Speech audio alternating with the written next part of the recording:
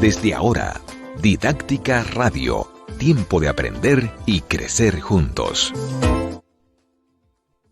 Bienvenidos a Didáctica Radio. Soy Margarita Hensen y muy honrada, feliz, privilegiada de contar con el doctor Miguel Escala en nuestro programa aquí en Didáctica Radio. Un programa que busca acompañar, formar, orientar en temas educativos, pero también sobre temas de crecimiento personal y de aprendizaje. Así que bienvenido al doctor Miguel Escala.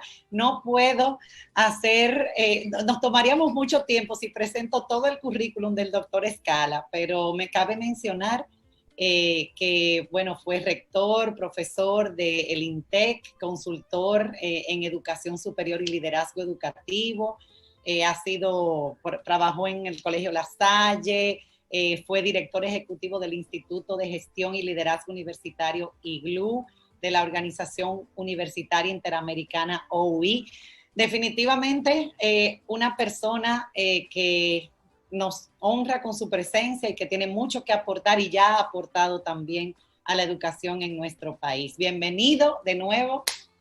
El privilegiado soy yo de que tú me hayas invitado a tu programa. Con mucho gusto estoy aquí. Y realmente de todas esas presentaciones, tú sabes, lo que más me gusta que me presenten es Miguel Escala, uno que por 51, casi 52 años ha tratado de ser un buen maestro. Eso es mi mejor definición que yo quiero hacer. No que no sea buen maestro, que todos los años trato de ser mejor maestro todavía. Me repienso.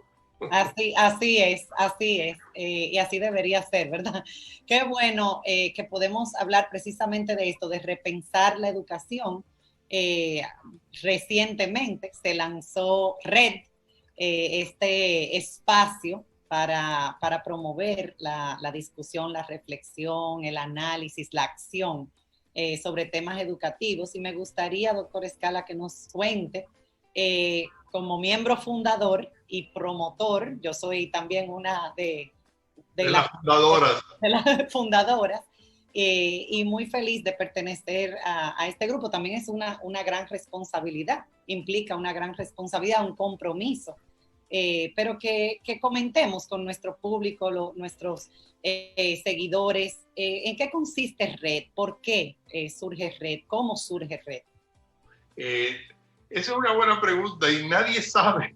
Primero, hay una cosa sumamente interesante, que nadie sabe quién sugirió el nombre, porque fue un proceso de construcción participativa y de votaciones y cosas de esas.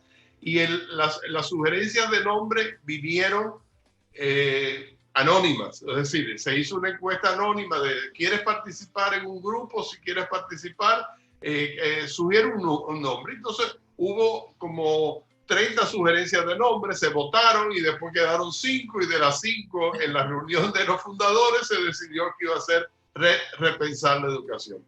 Pero es interesante, es decir, que es anónimo el autor del nombre, pero RED no es anónima en su surgimiento, es decir, tiene, yo siempre digo que éramos 51 que estábamos trabajando juntos en un proyecto, y esos 51, una de las actividades que se hizo paralela al proyecto, pero que ya nos habíamos conocido a través, mucho no nos conocemos si no es a través de la virtualidad, porque todo esto comenzó durante la pandemia. Ay, sí.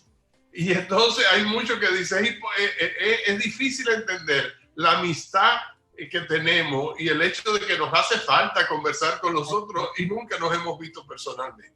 Con otros sí, nos hemos visto personalmente, pero con muchos no. Pero es interesante. Pero el grupo comienza, de esos 51, se convoca, había reuniones semanales que se hacían para dar seguimiento a las cosas, pero se convocó a una reunión que era totalmente voluntaria por unos comentarios que se habían hecho. Y era para analizar el libro o algunos principios del libro de Donald Trump, no Donald Trump, Donald Trump, que es sobre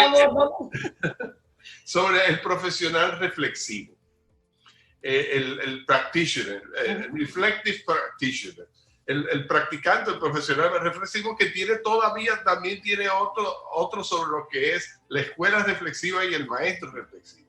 Sí, que hay, y vimos las opiniones a favor y en contra de esa posición, pero ¿qué es lo que es fundamental? Que hay que reflexionar sobre lo que uno hace. Y para mejorar lo que uno hace, tiene que uno reflexionar sobre lo que uno hace. Y nosotros estábamos dirigidos al trabajo que estábamos haciendo en ese momento. Es decir, porque había gente que decía, ay, yo hice tal cosa, y yo hice, entonces descubríamos cada uno en la práctica, descubríamos algunas modalidades innovadoras que podíamos hacer las cosas, y eso es parte de lo que es el proceso reflexivo continuo. Y eso nos llevó a decir, pero ¿y por qué no nos seguimos reuniendo para discutir sobre diferentes tópicos? Es decir, aun cuando se termine el proyecto, vamos a seguir conversando. Y entonces se hizo la consulta anónima de cuántos querían, éramos 51, aunque hubo 20 que participaron en esa reunión, se le comunicó a los 51 y se convocaron y 47 dijeron que sí. Y después fuimos 43 los que fuimos allá, vamos a decir, a la convención de red, que fue el 26 de agosto, porque la primera reunión fue el 22 de junio del 2020, del año pasado, ya podemos decir.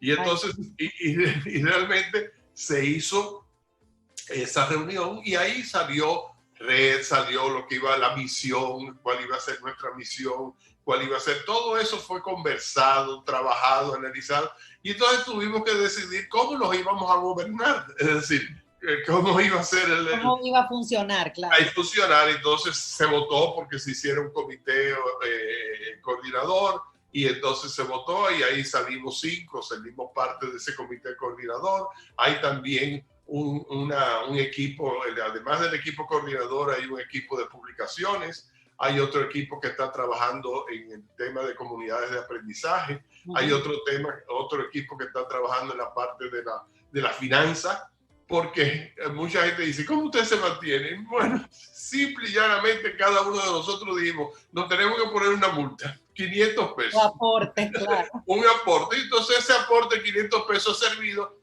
queda mucho de ese dinero, pero sirvió para inscribir el nombre, para tener el nombre ya separado. Estamos buscando el dominio de la página web y cualquier otra cosa que pueda hacer. Como no nos juntamos, no brindamos, o sea, no gastamos en brindis. No hay brindis. Entonces todo se hace de una manera virtual, pero realmente ha sido ya hay un grupo que estamos diciendo que el año siguiente, para el Día de Reyes, nos tenemos que juntar para comer una rosca de los Reyes, para celebrar el Día de los Reyes con la rosca de los Reyes.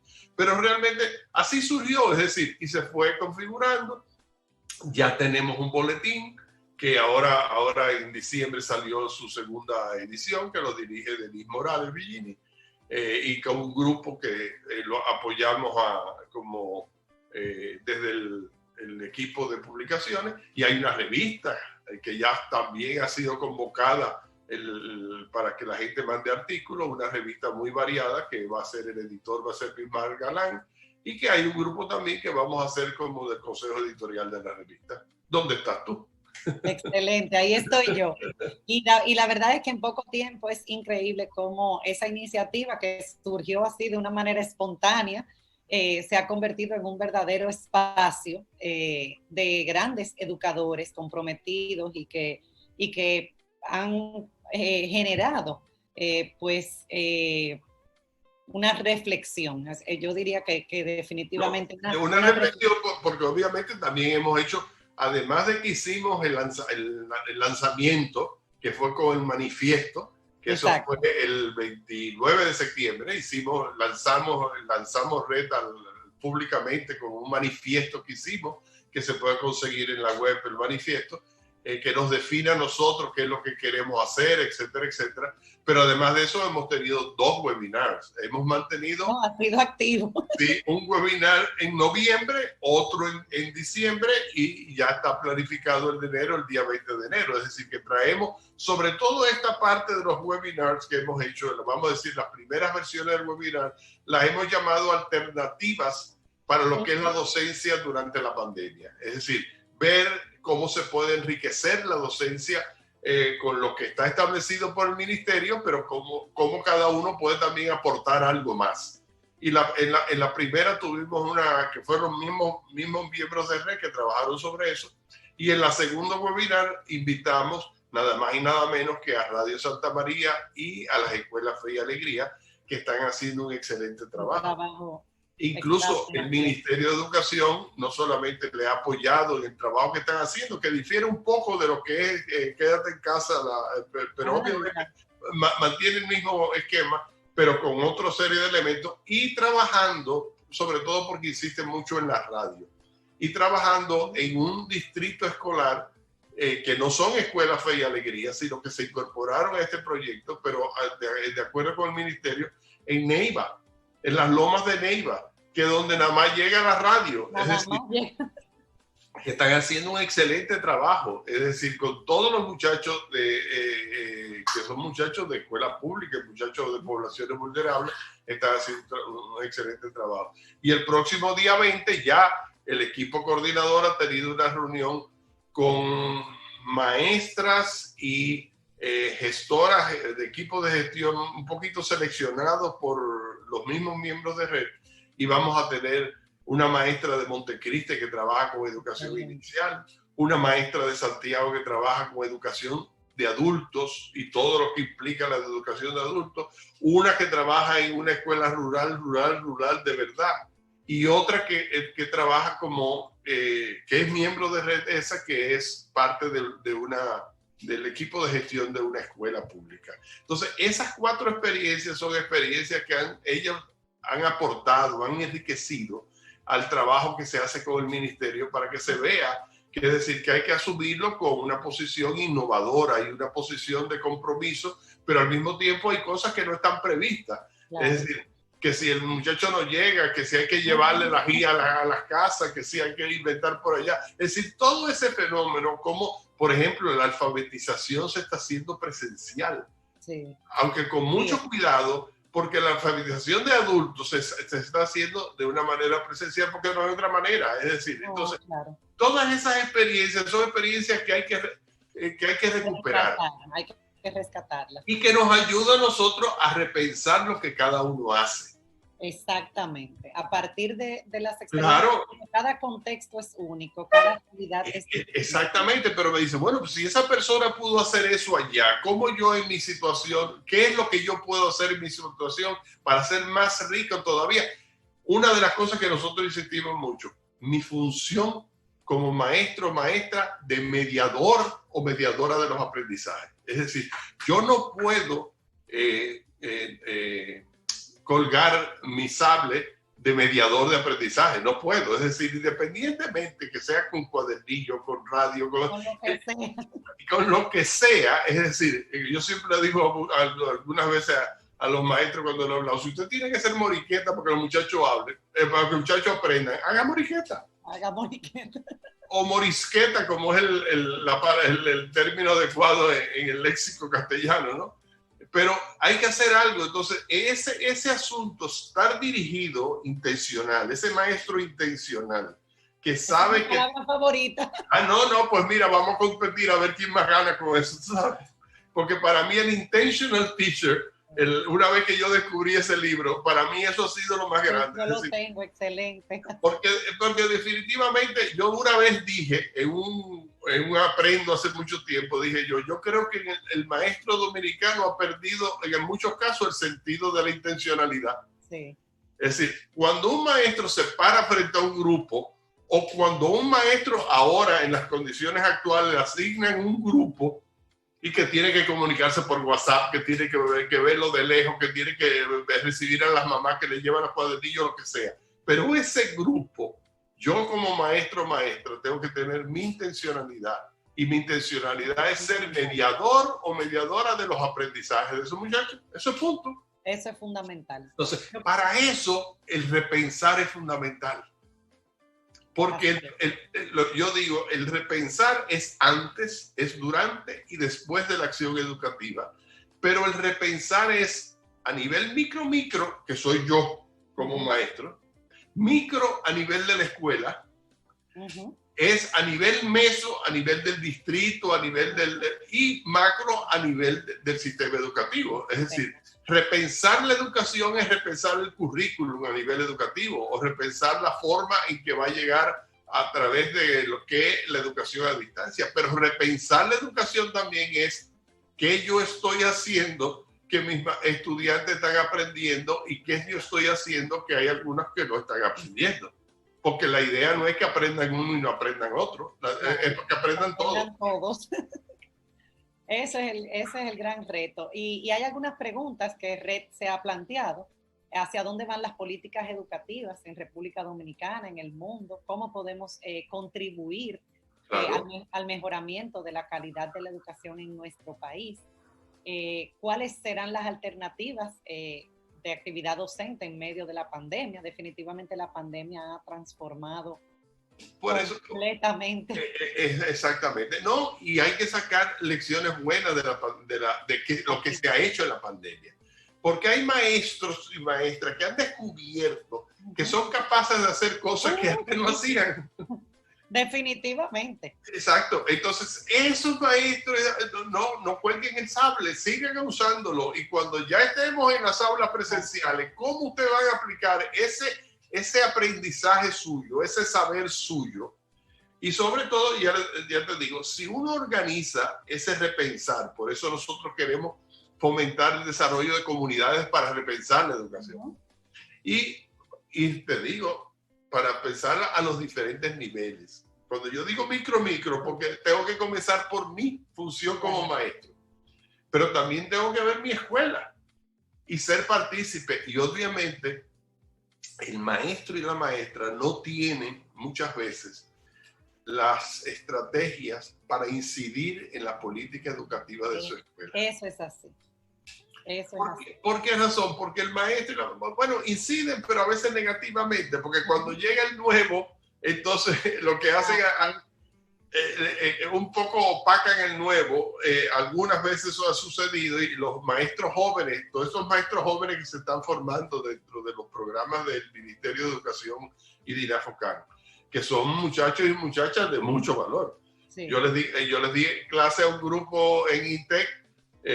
Mi última clase que yo di en INTEC antes de salir como profesor emérito fue psicología de la adolescencia para un grupo y yo la disfruté enormemente y la disfruté enormemente por los muchachos y por el nivel de acogida que tuvo la asignatura, en donde yo hice ser profesor de los maestros del futuro es un compromiso muy grande. Porque tú metodológicamente tienes que hacer filigrana, es decir, para que ellos vean, es decir, eso es así. Que no es sentarse a decirle cosas, sino es decir, ponerlos a trabajar, hacerle proyectos, hacer que hagan una investigación, que hagan una reflexión sobre ello, es decir, 10.000 cosas que uno puede inventar con ellos, pero realmente fue una experiencia por la calidad también humana de ellos. Es decir, tan locos. Y ahora en la pandemia se ha puesto en evidencia y se ha mencionado mucho el trabajo extraordinario y la creatividad y la capacidad de salir adelante que han tenido nuestros docentes. Y hay que reconocer definitivamente ese gran trabajo. Y mantener luego de la pandemia ese aprendizaje, rescatar y ver cuando se regrese. Bueno, cuando se regrese a esa normalidad, que bueno, hay que ver, porque a la nueva normalidad. Lo que se espera no es que regresemos a la misma escuela que conocemos hasta ahora. Recientemente leí un artículo de Julio Valerón, precisamente, que planteaba repensar la escuela. Sí. Repensar la escuela, pues salir un poco de esas cuatro paredes, repensar todo, o sea, nuestra práctica, nuestro fin, el para qué, por qué, cómo, dónde, el dónde. Él planteaba en su artículo los espacios exteriores, cómo incorporarlo.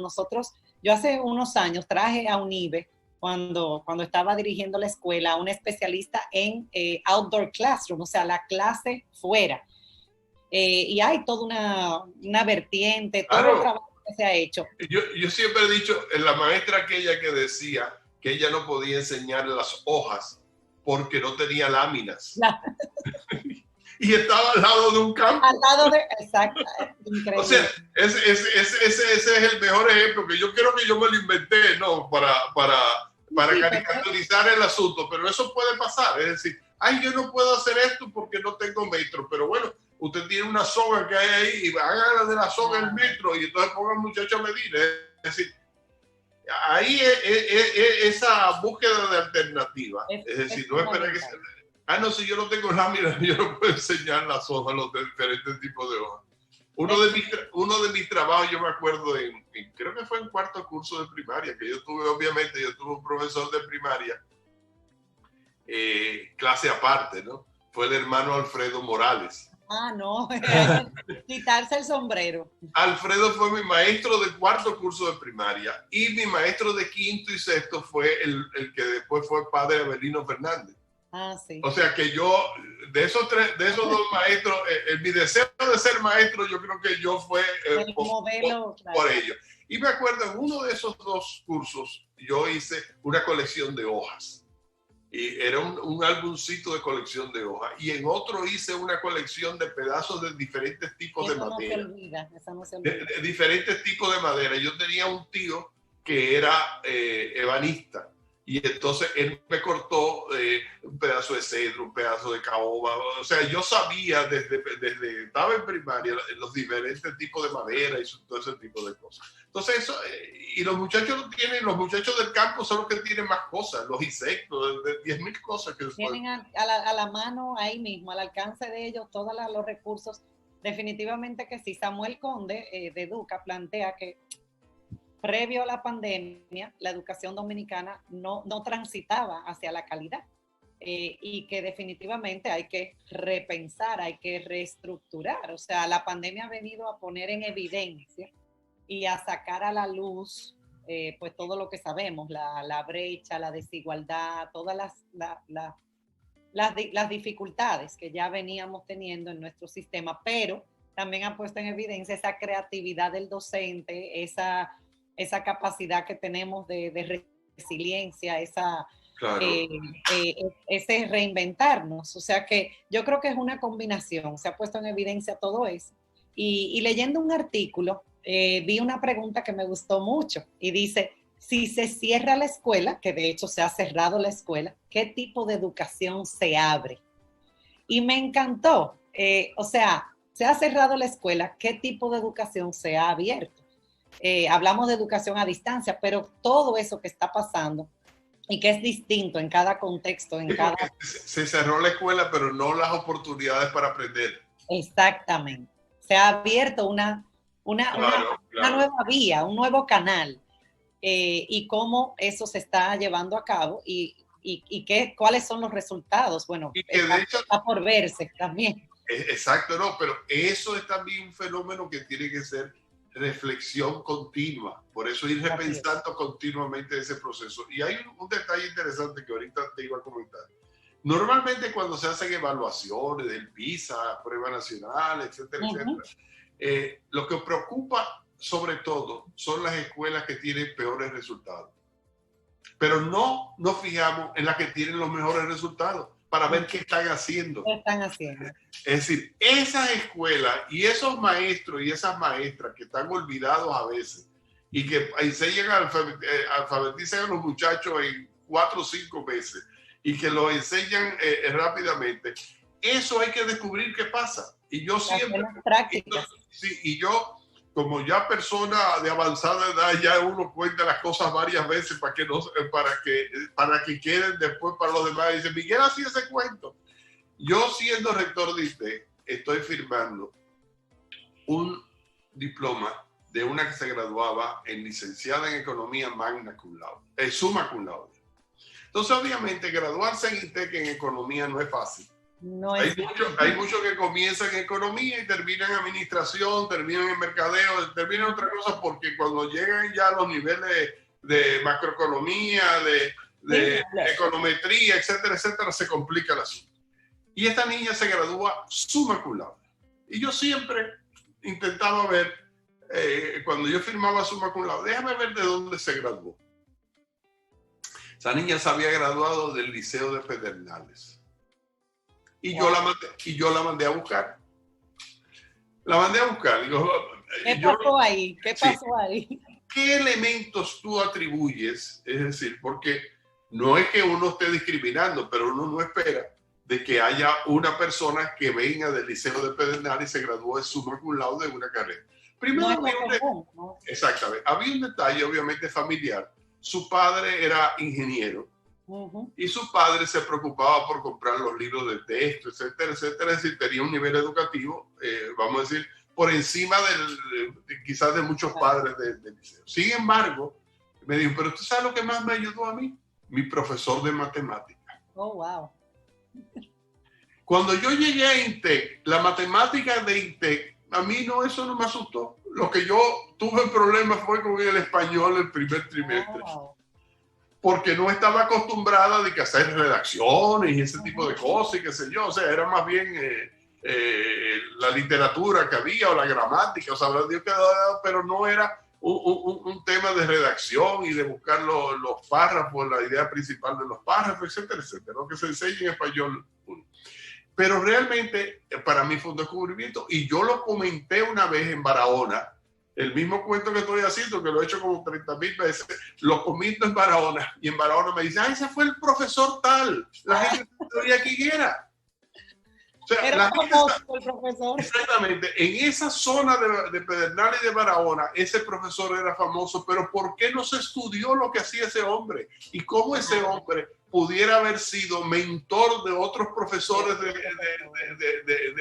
en vez de estar mandando un técnico de distrito que nunca ha demostrado quizás que es un excelente profesor, y que no lo saquemos del aula, pero lo podemos poner en algunos días que vaya a visitar algunos maestros de otros liceos, liceo de Oviedo, un liceo de Barahona cerca, para que le pudiera ayudar a hacer lo mismo. Entonces, esos son de las cosas que hay que descubrir, porque hay mucha gente buena haciendo cosas buenas. Y como tú dices, ahora con la pandemia, es decir, el maestro, dicho en buen dominicano, Haragán, queda bien identificado, pero el maestro innovador y el maestro que está en la cosa y el maestro que sabe cuál es su misión también se ha identificado claramente, y a ese maestro hay que resaltarlo, hay que descubrirlo, hay que ponerlo y que anime al otro. Es decir, yo siempre le digo a los maestros, mire, cuando usted no quiera que sus muchachos aprendan o eso no le interesa, dedíquese a vender mango. Haga otra cosa. Haga otra cosa, porque usted tiene que pararse cada día cuando usted se para delante de un grupo o cuando usted está ahora mismo haciendo sus interacciones por las vías que sea. Usted tiene que estar claro y pensar qué es lo que yo estoy haciendo y qué es lo que estamos buscando todos que se aprenda. Es decir, que el currículum, qué es lo que propone, qué es lo que los mismos muchachos contextualizar eso en medio de sus condiciones sociales, sus condiciones territoriales, es decir, y cómo se va a plasmar ese aprendizaje, y cómo yo voy a saber que aprendieron.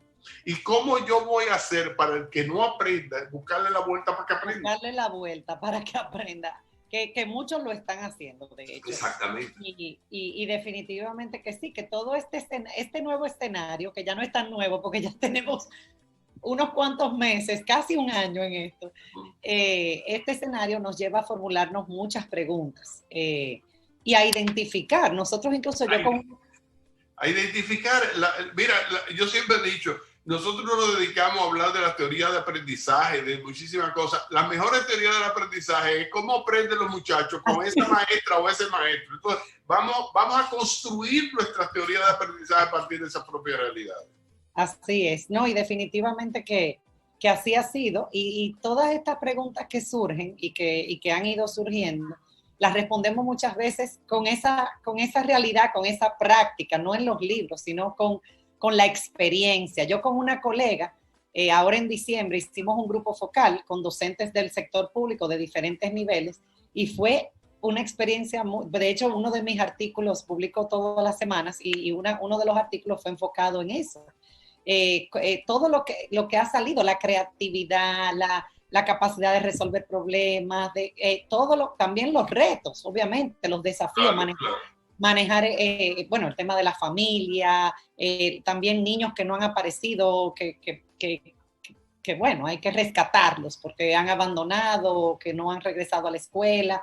O sea, todos esos desafíos y retos, pero escuchar, yo siempre abogo por escuchar también nosotros queremos hacer ahora un grupo focal con estudiantes, porque escuchar, darnos ese tiempo para al que está en el campo de batalla, como digo yo, el que está ahí, el que está haciendo su esfuerzo, que es el docente. El docente es para mí el héroe, son los héroes y heroínas de todo este proceso. Escuchar a nuestros estudiantes y escuchar a las familias también, que son, y a los directores. Ahí yo añado ese ente que tú hablaste, que hoy hablamos no tanto director, sino también del equipo de gestión. Del equipo de gestión. El equipo de gestión de la escuela, y para mí el director es un elemento fundamental, es decir, porque es el que descubre, el que deja ser, el que apoya, el que busca, el que anima. Es decir, un director sentado en un escritorio llenando papeles no es el director que se necesita. Entonces, yo digo a veces discuto con amigas que fue de las que crearon la figura del coordinador académico. Digo, debería haber creado la figura del coordinador administrativo para que el director asumiera la responsabilidad académica. Porque obviamente, ¿por qué se crea el coordinador académico? Porque son tantas cosas que se le exige al de papeleo y de llenar fichas y de volver a, qué sé yo, al director, reuniones en el distrito. Que el sistema, que si esto, que si la... Exactamente. Entonces, ¿qué es lo que sucede? Que ese director se ocupa de eso, se ocupa de las cosas que se ocupa un director. Yo fui director de escuela. Y cuando uno es director, a veces uno comienza con una agenda y termina con otra, porque llegó fuego muchas veces. Exactamente. Llega un maestro que no llegó, un niño que se hizo pupú en el curso y que hay que buscar cómo se le soluciona. Es decir, 10.000 cosas pueden pasar en una escuela. Pero el director tiene que sacar tiempo para pensar en el aprendizaje de los muchachos. Entonces, es verdad que los coordinadores académicos pueden asumirlo, pero es que el director es el que representa a la escuela y está visto. Mira, Leo Valeirón, Elizabeth de Wynn y un grupo de la UNFO en los años 70 hizo una investigación que después Leo la publicó en una de las revistas de, creo que de Daisy. Y esa investigación, desde esa época determinó, se hizo con un equipo canadiense. Fue una de las investigaciones educativas que ha tenido mayores repercusiones de República Dominicana en esa época. Fue al Congreso de la Asociación Americana de Investigación Educativa y todas esas cosas. Y ¿a qué llega la conclusión? A la importancia del director en las escuelas. Es decir, la diferencia entre una escuela y otra la hace muchas veces un director. Tú puedes hacer dos escuelas igualitas. Y esto lo he dicho yo también muchas veces. Tú vas a hacer dos escuelas igualitas físicamente. Tú le pones iguales de maestros buenos en las dos escuelas. Las dotas de las escuelas. Pones un director A y un director B.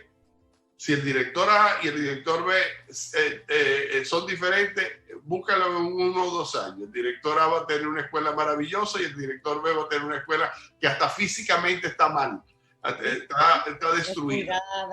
Y no hay aprendizaje, los maestros están con un clima escolar malo, se sienten mal. ¿Por qué? ¿Cuál es la diferencia? ¿Quién dirige? ¿Quién asume la responsabilidad de la escuela? Y todos estos son temas que en el ámbito educativo hay que ponerlos sobre la mesa, hay que seguir, hay que continuar retomando estas investigaciones, hay que continuar planteando también, o sea, tomar decisiones, planteando estas políticas que van a guiar y a definir lo que va a ser. Y esos temas de siempre, yo me acuerdo de una figura que fue una figura de la educación dominicana, Francisco Polanco.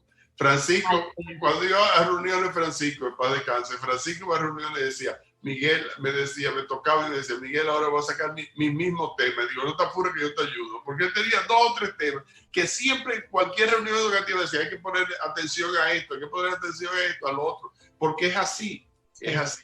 Y yo creo que esas son cosas, por eso yo digo que el repensar nunca se termina. No se termina. Es decir, muchos de los temas son los mismos, pero en contextos diferentes.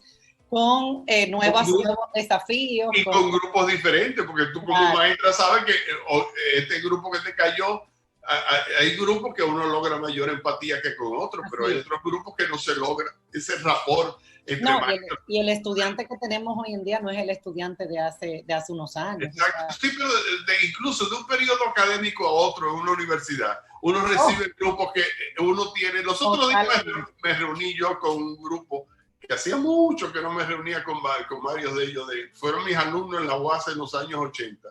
Y después yo me di cuenta lo mucho que yo había logrado compenetrarme con ese grupo cuando los estaba viendo a todos. 2 de ellos me sirvieron después como asistentes voluntarios a una clase que yo tenía.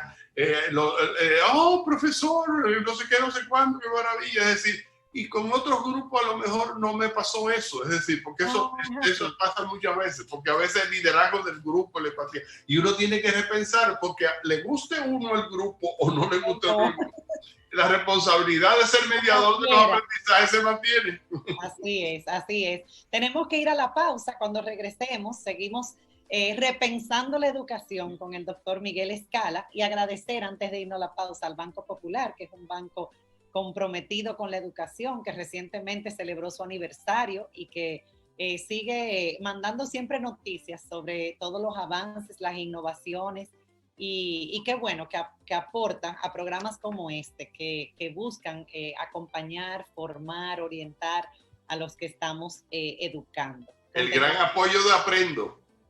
Sí, así mismo, contenido de calidad. Y Aprendo, que recientemente se celebró en otra modalidad, pero qué bueno que sigue poniendo ese granito de arena, generando esos espacios para seguir reflexionando, repensando, creciendo, aprendiendo, mejorando la calidad educativa. Eso es que aspiramos. Así que no se vayan, sigan con nosotros. Vamos a la pausa y regresamos.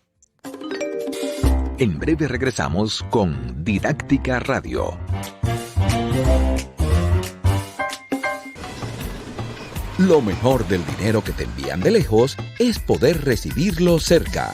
Ahora puedes buscar tus remesas en tu comercio, farmacia o ferretería más cercana a través de Subagente Popular. Con Remesas Popular recibes más cerca lo que te envían de lejos. Popular, a tu lado siempre.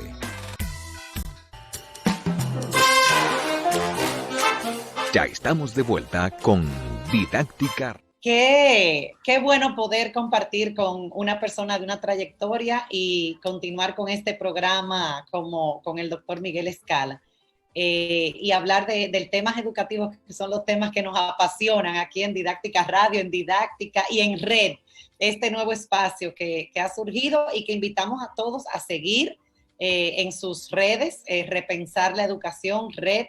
Y en YouTube también, porque estamos generando, también están realizándose webinars, el boletín, pueden acceder también a él, o sea que muy activo, Red, para promover la acción, la reflexión, la discusión de temas educativos. Y pues conversando sobre todos estos temas y estos aspectos del ámbito educativo, porque es complejo, realmente es complejo, puede ser sencillo, pero al mismo tiempo es complejo, entran muchos factores. Y cuando hablaba el doctor Miguel Escala de esa estudiante que se graduó de INTEC y cuando investigó ese papá ingeniero, esos libros que le compraba, yo sé que eso es uno de los temas, incluso recientemente participó en una tertulia del IDEC, ese es uno de los temas que se han abordado y de preocupación también, que es el tema de los libros de texto y su gran importancia, el impacto de los libros de texto en el aprendizaje. Sabemos, o los que no lo saben, porque el otro día yo estaba en una reunión y mucha gente no lo sabe, hubo un director de un colegio que me dijo que él no podía creer que nuestros docentes no han tenido libros de texto en los últimos años. Él no lo podía creer, él estaba en shock. Pero para los que no lo saben, tenemos una deuda ahí, pendiente, que es que nuestros estudiantes, aunque ahora salieron los cuadernillos, ¿verdad? Con el quédate en casa y educación preservando la salud, me gustaría, doctor Escala, que comentemos un poco, porque podemos invitar incluso a ver ese webinar en YouTube del IDEX sobre el tema de los libros de texto. Pero en un momento como este, que han salido a la luz todos estos desafíos, retos, estas situaciones, el libro de texto que ha estado ausente, ¿qué importancia tiene? Hay un elemento que hay que entender el texto como un intermedio entre lo que es el currículum y lo que es la estrategia de aprendizaje. Es decir, ahí hay una conexión tremenda. Y es, además de un reflejo del currículo para que el estudiante, la familia del estudiante y el maestro comprenda mejor lo que se está buscando en el currículo, pero también es un iniciar lo que son las interacciones de aprendizaje necesarias, desde la lectura hasta el ejercicio, hasta el proyecto que pone, hasta las fotos que pone. Es decir, hay todo, es un entorno de aprendizaje que eso unido a un maestro o una maestra con cierta sabiduría que anime el proceso para saber utilizar el libro de texto es una herramienta. Mira, en el año 1990, y de eso ha llovido bastante, me contrataron a mí para el proyecto que después dejó de ser del Banco Mundial y pasó al BID, y fue de lo que financió el plan decenal. Y a mí me tocó preparar lo que era la parte, un componente de muchas cosas, porque era desarrollo del maestro, era currículum y era la parte también que tenía que ver con el libro de texto, que fue la que me costó más trabajo, porque tú calcular las cohortes, la cantidad de libros de texto, etcétera, etcétera, eso es una cuestión matemática, pero da la casualidad que yo había cogido un curso en Estados Unidos que era de educación para países en desarrollo, que el profesor había trabajado en programas que lo había enseñado a hacer las cohortes. Muy conveniente. Sí, no, a mí me sirvió eso enormemente, porque obviamente las cohortes tú las tienes que sacar no solamente por la parte demográfica, sino por lo que es la repitencia, lo que es decir, hay una serie de componentes que tú tienes que hacer. Y yo trabajé en eso y tuve que revisar la literatura de aquella época, y después lo hice también en Costa Rica. 3 años después me contrataron en Costa Rica también para hacer un proyecto de libros de texto y materiales educativos. Y lo interesante fue, yo en aquella época revisaba mucho a Fuller. Fuller era uno del Banco Mundial que escribía mucho sobre la educación, la educación efectiva y la escuela efectiva, etcétera, etcétera. Y sobre todo revisaban mucho los materiales y hacían metaanálisis, es decir, análisis de muchas investigaciones sobre lo que había. Y había una de las investigaciones más grandes que hubo, o más significativa en aquella época, en los 80, fue en las Filipinas. En las Filipinas no había libros de texto. E introdujeron el libro de texto y el cambio en los resultados educativos fue dramático, es decir, una cosa tremenda. Es decir, obviamente, y después de ahí, todas las investigaciones que uno puede ver, porque yo hace un año me puse a revisar investigaciones también sobre el libro de texto para renovarme por algo que tenía que hacer, y descubrí que realmente todo eso había seguido. En algún país de África, los libros de texto no habían dado resultados. Y comenzaron a indagar. No habían dado resultados. No habían dado. Porque los directores no los sacaban, los guardaban para que se vieran bonitos. Eso pasa, eso ha pasado aquí también. Sí, exactamente. Es decir, para que cuando fuera el inspector del distrito lo sacaran, y los libros estaban cuidaditos, pero los muchachos no lo usaban. Entonces, obviamente, ahí se descubrió por qué era que los libros de texto no habían dado los resultados. Entonces, ¿por qué? Porque es que a nadie puede pensar que un libro de texto no contribuye al proceso de aprendizaje. Yo digo una cosa de los libros de texto que tendríamos que investigarla, pero para mí el libro de texto influye hasta en la misma autoestima del estudiante. Es decir, yo, basado en mi propia experiencia, en mi olfato de niño, cuando uno leía un libro de texto, eso era una cosa sumamente agradable. Yo siempre digo, hay 2 cosas que son agradables en la escuela: el libro de texto y el perfume de la maestra. Por eso yo le digo a la maestra, aunque sea perfume chichi, pero use. Sí. Que ahora con la educación remota el perfume no se puede utilizar. Exactamente. Pero para mí son dos olores que me recuerdan mi escuela. El olor al texto y el olor a las maestras. Después tuve maestros que no se ponían perfume porque eran religiosos, pero pero los quise mucho y aprendí mucho de ellos. Pero de las maestras de primero, de segundo y de tercero, me recuerdo de su olor. Exactamente. Hay una conexión especial también. Exactamente. Entonces, ese elemento del libro de texto es sumamente importante para que el niño se sienta como orgulloso de que, óyeme, y al mismo tiempo, si es aventajado, y el problema es que la escuela tiene que tener mucho cuidado, porque la escuela, cuando uno dice la escuela equitativa, y la escuela que hay que darle oportunidad también a todos los que tienen alguna dificultad o que tienen alguna discapacidad, pero hay que darle oportunidad también a los que son muy capaces. Claro. A los que son muy capaces. ¿Por qué razón? Porque la escuela no está tampoco para parar el desarrollo de ningún niño. Y un niño que se va solo, se lee el libro solo. Y un libro de natural, un niño se lo puede decir, si le gustan las naturales, el niño sabe de naturales, del libro ese se lo aprende rapidísimo. Y obviamente ahora con todos los otros medios sigue buscando, sigue buscando aquí, sigue buscando allá, etcétera, etcétera. Pero las matemáticas, el álgebra de Baldor, por ejemplo, que es un clásico para nuestra generación, el álgebra de Baldor tenía las respuestas atrás. Sí. Y entonces, ¿qué era lo que uno hacía? Si le gustaba el álgebra, ¿seguía haciendo ejercicio?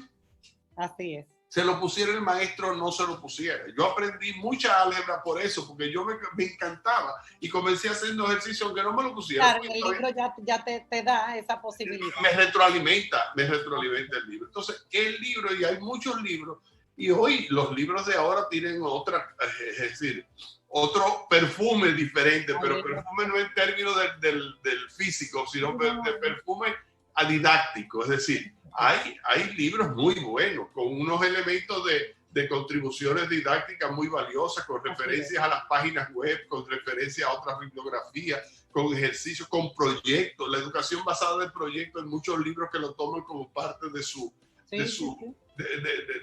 esquema, ¿no? Son libros dialógicos, es decir, esos son los elementos que yo creo que son sumamente valiosos, que se pueden, y que el libro obviamente es uno de los componentes fundamentales en el logro de los resultados educativos. Yo siempre digo que República Dominicana fue a la prueba PISA sin guantes, a jugar pelota a mano pelada. Eso no tiene sentido. Pero sí. Bueno, lamentablemente como siempre, se nos va muy rápido el tiempo. Invitarlos a ver ese webinar de IDEC sobre los libros de texto, muy interesante, en el que participa el doctor Escala. Qué pena que se nos va siempre muy rápido y nos quedamos con deseos de más. Así que vamos a invitar de nuevo al doctor Escala a Didáctica Radio. La ONU plantea que hay que pensar más allá de la pandemia. Hay que trabajar para construir una mayor resiliencia en los sistemas educativos. O sea que tenemos que seguir respondiendo, porque esto ha sido muy rápido, pero tenemos que estar preparados para los cambios. El cambio es la única constante es el cambio, como hemos dicho antes. Así que pensar más allá de la pandemia, seguir invirtiendo en nuestros docentes, que definitivamente se ha demostrado, hoy los valoramos más que nunca. Nos ha hecho una falta a los padres, no pensábamos que no iba a hacer tanta falta a la escuela. Así que seguir invirtiendo en los docentes, en nuestros niños, apostar a la educación, que es la vía para el desarrollo. Hay un detallito, Margarita, que yo escribí sobre eso. El Sputnik significó toda una revolución en la enseñanza de la ciencia de los americanos, porque los americanos se dieron cuenta que los rusos le estaban ganando la batalla espacial. Entonces, eso fue una cosa tremenda. La pandemia en el mundo tiene que afectar a la escuela de la manera que realmente salga una nueva escuela totalmente. No es un Sputnik, no es una carrera especial, es un virus, pero un virus que nos ha afectado de una manera tremenda.